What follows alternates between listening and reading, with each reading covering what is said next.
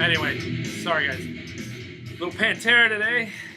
Happy opening weekend of fucking football and everything. Well, I mean, yes, it's always like that Labor Day weekend is the prelude with college coming out and everything like that, and getting me all hyped and everything like that. We'll call it a little deputy downer with what happened with the Irish last week. Today they're back on point again. They started off a little slow, but I think they're in their groove now.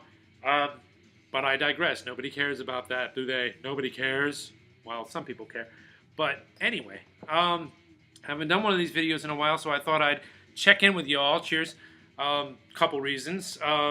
One, I'm going through some shit right now, so I was kind of like in a down and out in Beverly Hills kind of mood for like the last week and a half or so. Those of you who know me know what the hell's going on with me, so you guys know. But, there's a time to feel like crap, and then there's also that you got to keep in mind in the back of your mind, it's okay to feel like crap. It's okay to feel like crap. But you got to keep in the back of your mind that it's not a permanent state of being. Everything only lasts for a little while. Bad situations only stay for a little while, and then you move and push through it, and then sooner or later you got to get up back up off the mat and start fighting again. Let's just say in this game of life, I'm not winning right now, but I ain't lost yet, and the game ain't over. So that's where I'm at right there. Anyway, cheers. That's all I got to say about that. Here's some behind me. Why are we here today? Anyway, so recently we had some digital releases, and I had a chance to revisit couple of things. Saw Civil War again, and I want to kind of like not so much re-review it, but kind of like put a spoiler. I didn't spoiler review the movie when I saw it, so I will now. But it's gonna be kind of a focus spotlight on Zemo. Spotlight on Zemo.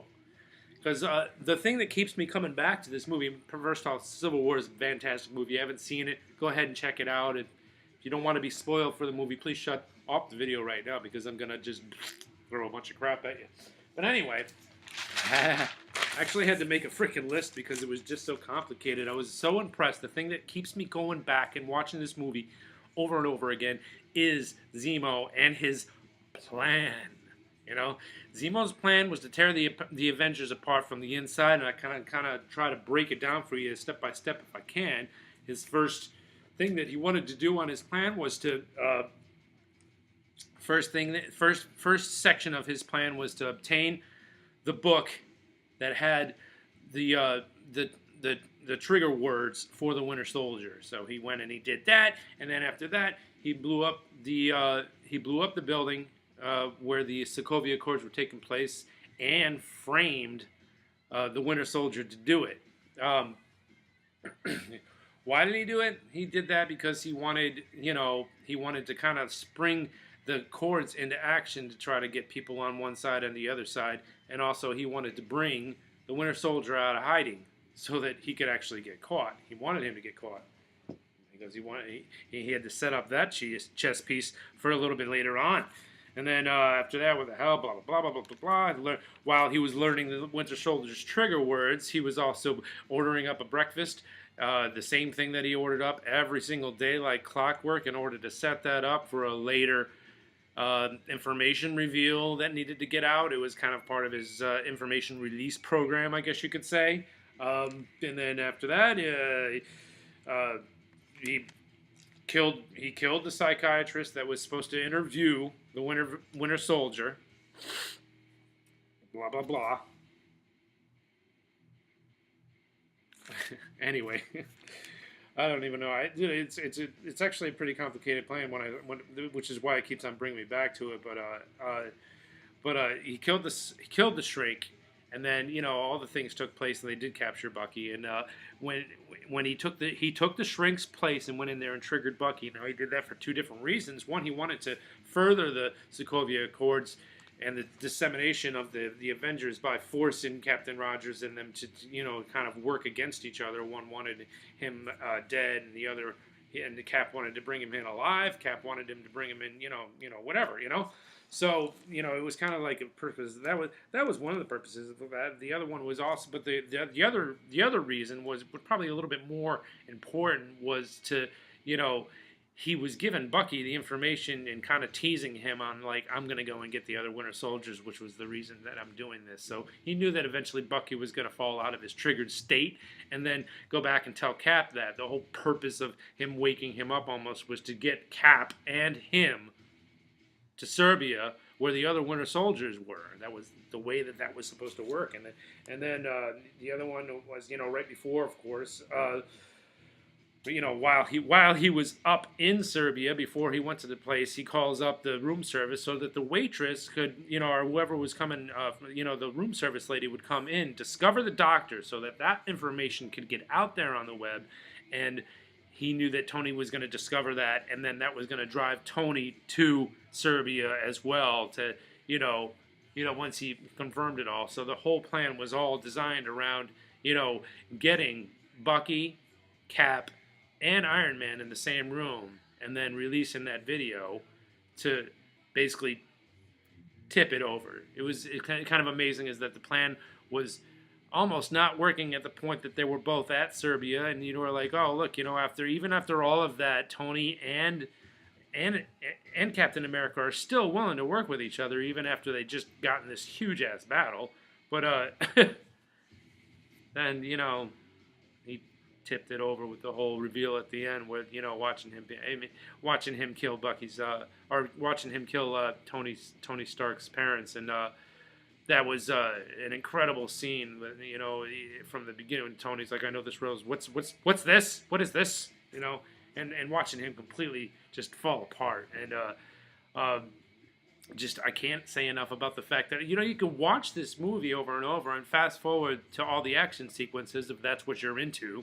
And just watch the holy shit fucking moments of all action sequences, because they were just all so superb and very well done. And Spider-Man, of course, geeky.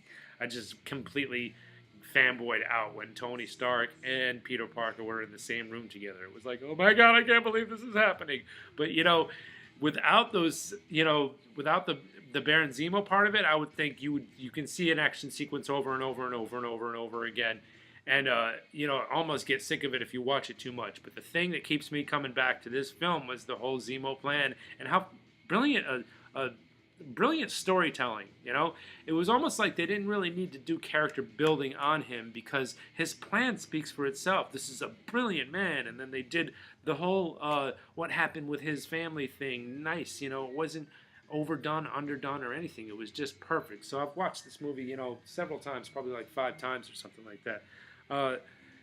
And it's just, it actually gets better the more you watch it, because the more you watch it, the more you understand it. I'm not saying that people are morons and they can't figure something out the first time around, because I know, like, when I watched it the first time, I knew what was going on, but to actually just kind of dissect it all and, like, just say point by point, this is what this guy was trying to do. It's just like, wow, what a hell of a freaking plot to, you know what I mean? Like, what a hell of a plot, what great storytelling, and this guy really, besides the 3 violent incidences, one where he got the code book, and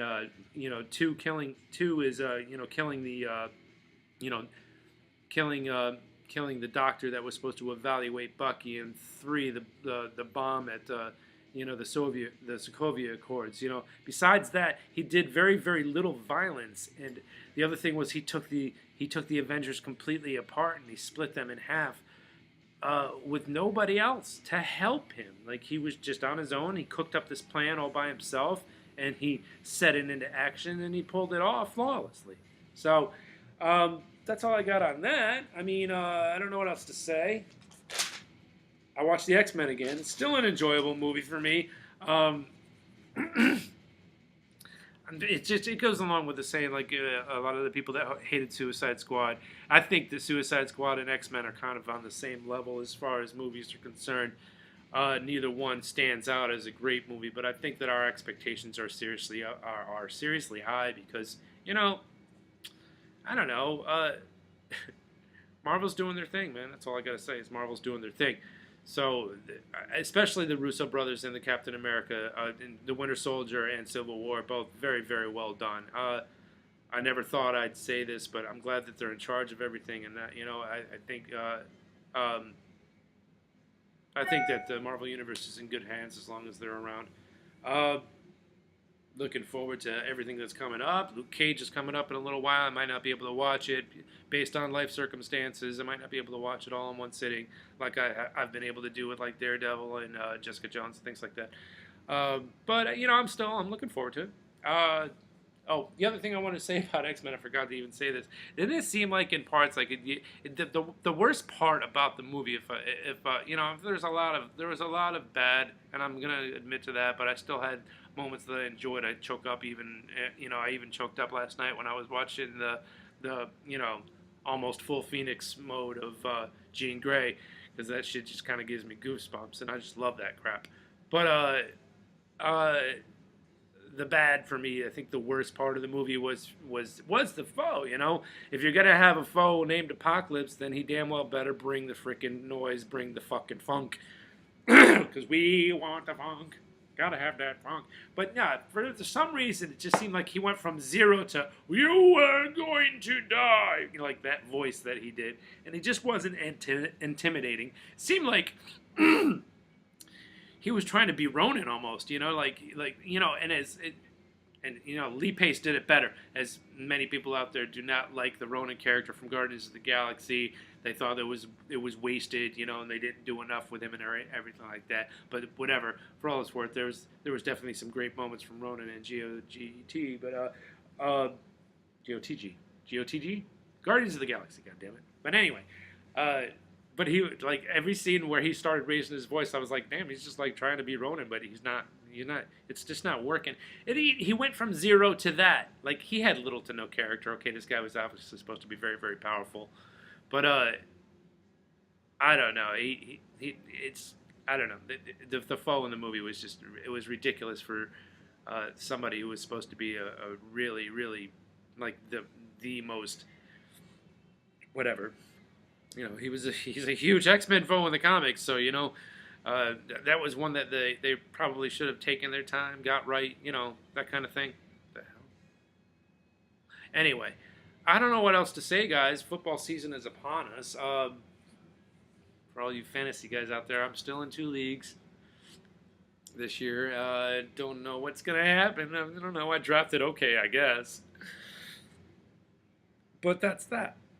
Giants. What can I say about my Giants? I can talk about my team a little bit if you want. You guys want to hear about me ramble about the Giants a little bit? I have no idea what this team... As usual, the Giants season is upon us, and I have no clue what this team is going to do. They always keep me in a shroud of mystery. There's never a point in time when I look at a Giants team and say, this is the team that's going to go to the Super Bowl. I didn't say that in 2007. I didn't say that in 2009 or whatever. But or 2011. 2009 was the Yankees. So, you know, whatever. So, I don't know. I have no idea what they're going to do. I like their defense. If Spags can't work with this defense, then it's time to start looking for another defensive coordinator. But I believe in Spags. I think he's going to be all right. Have no idea what this head coach is going to do. No idea what this head coach is going to do. No idea. Is he going to be able to pull a Giants team together and you know, get them to back into the playoffs and still keep their heads on straight enough to win on the road and make it to the Super Bowl like Tommy, you know? I mean, he's got shoes to fill.